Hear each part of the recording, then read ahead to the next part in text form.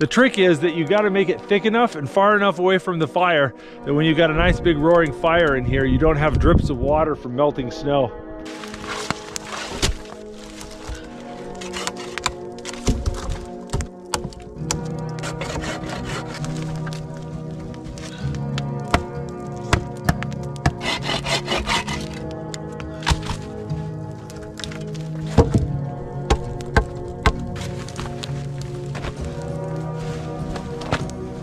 Shelter's feeling nice and tidy, the bed's feeling better, I got more of a platform, got some firewood drying. I think it's time to eat some food.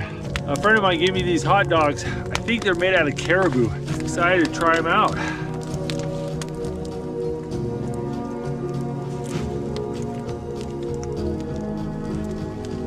That's a good hot dog.